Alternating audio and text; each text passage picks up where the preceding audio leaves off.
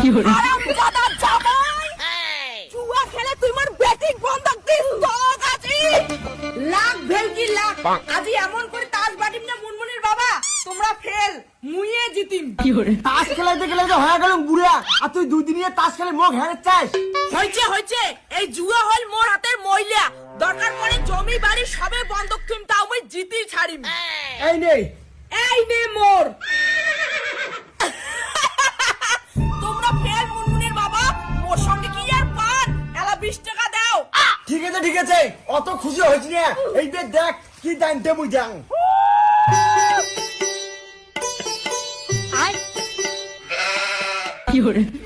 শাশুড়ি মা, তোমরা তো জুয়া খেলতে বলছেন। জামাই ভালোই হয়েছে তোমরা দেখি ফেলাইলেন। আইসো বইসো আমার সঙ্গে তাস খেলাও। শাশুড়ি মা, কি উল্টো পাল্টা কথা বলেন?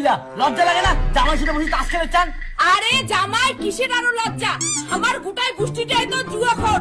আইসো আইসো বইসো আমার সাথে খেলাও। কি রে, তোর মা কাছে জুয়া খেলা তোমার কইস নাই? তার মানে তুই একটা জুয়া করার বেটি? মা জুয়া খেলা বাদ দে, তোর জামাই এলে পছন্দ করে না। কিসের আরো বলে জুয়া খেলা পছন্দ করেন না? তোমরা বইসো তো, মুই আর তোমার শ্বশুর মিলে শিখি দেই। জামাই, মোর থেকে তোমার শাশুড়ি জুয়াটা ভালো খেলায়, তাহলে ভালো করে শিখি নেন। কি কইলেন?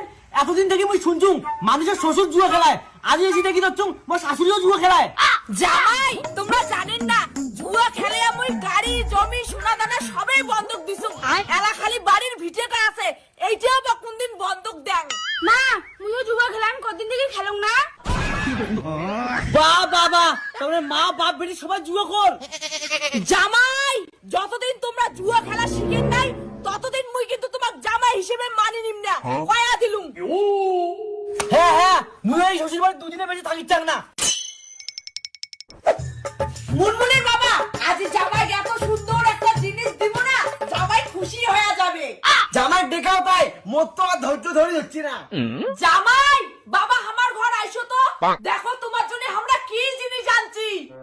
কি হচ্ছে শাশুড়ি মা, কি সারপ্রাইজ?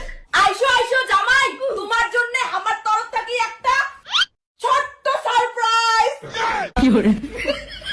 এলে কি জিনিস শাশুড়ি মা? মুখ দেখে কি তোমার মাতাল মনে হয়? কি জামাই, মালের বোতল থেকে অবাক কেন হন? তোমার শাশুড়ি আর মুই তো দিনে খাই। কি কইলেন? শাশুড়িও মাল খায়? হ্যাঁ জামাই, জুয়ার সাথে সাথে আমি মালটাও খাব। যদি তোমরা চান তাহলে একসঙ্গে বসে আমরা খাবার পাই। জামাই, লজ্জার কিছু নেই, আমার তোমার বন্ধুর মতো। চলো তো নদীর পর সবাই মিলে বসিয়া হালকা করে একটা পিকনিক করি। ঠিক আছে।